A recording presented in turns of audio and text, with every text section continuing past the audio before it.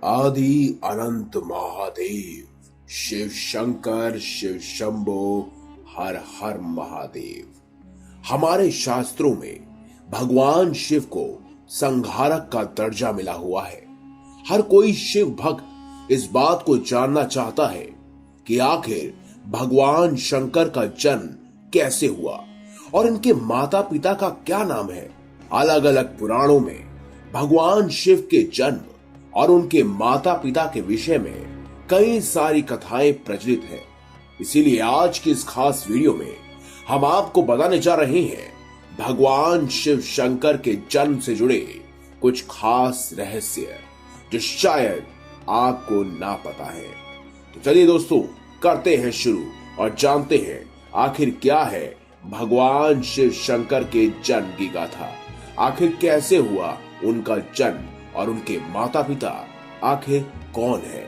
चलिए शुरू करते हैं, लेकिन शुरू करने से पहले हमारे चैनल को अवश्य सब्सक्राइब करें और साथ ही साथ चैनल का बेल आइकन अवश्य दबाएं ताकि आपको आने वाले वीडियोस की नोटिफिकेशन मिलती रहे। दोस्तों, शिव पुराण के मुताबिक भगवान शिव को स्वयंभू माना गया है, यानी इनकी उत्पत्ति स्वयं ही हुई है। भोलेनाथ जन्म और मृत्यु से परे है। विष्णु पुराण में भगवान शिव के जन्म से संबंध में एक कथा प्रचलित है। कथा के अनुसार एक बार ब्रह्मा जी को एक बच्चे की जरूरत थी। तब उन्होंने इसके लिए तपस्या की। तभी अचानक उनकी गोद में रोते हुए बालक शिव प्रकट हुए। ब्रह्मा ने बच्चे से रोने का कारण पूछा तो उसने बड़ी मासूमियत के साथ जवाब दिया, उसका नाम ब्रह्मा नहीं है, इसीलिए वह रो रहा है। तब ब्रह्मा ने शिव का नाम रुद्र रखा, जिसका अर्थ होता है रोने वाला। शिव के ब्रह्मा पुत्र के रूप में जन्म लेने के पीछे भी विष्णु पुराण में एक पौराणिक कथा है। इसके अनुसार जब धरती, आकाश, पाताल समेत पूरा ब्रह्मांड जलमग्न था, तब ब्रह्मा, विष्णु और महेश के सिवा कोई भी देव या प्राणी नहीं था।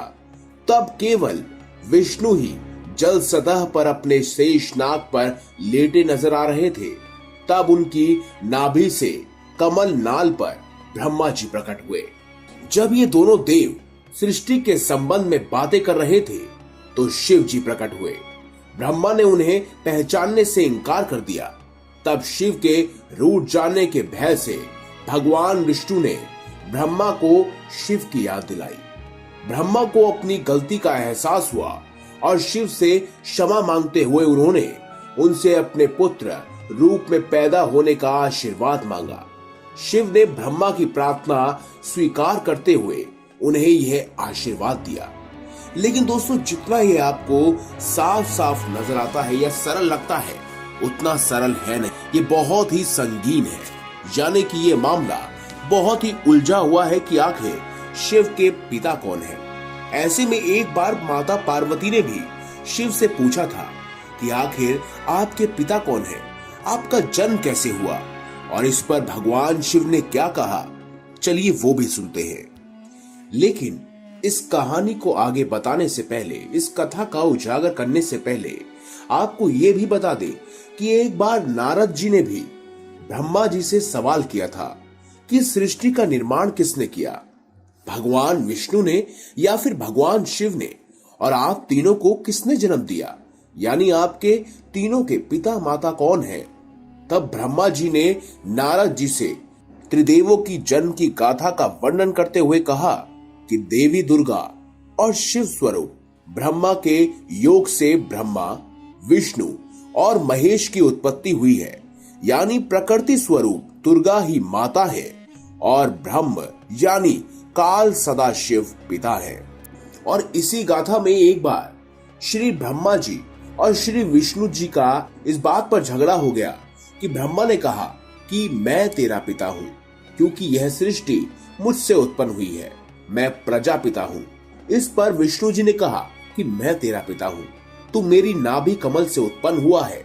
सदाशिव ने विष्णु जी और ब्रह्मा जी के बीच में आकर कहा, हे पुत्रो, मैंने तुमको जगत की उत्पत्ति स्थिति रूपी की 2 कार्य दिए हैं। इसी प्रकार मैंने शंकर और रुद्र को 2 कार्य, संहार और तिरोगति दिए हैं। मुझे वेदों में ब्रह्म कहा जाता है। मेरे 5 मुख हैं। एक मुख से आकार, दूसरे मुख से उकार, तीसरे मुख से मुकार और चौथे मुख से बिंदु और साथ ही साथ 5वें मुख से नाद यानी कि शब्द प्रकट हुए हैं।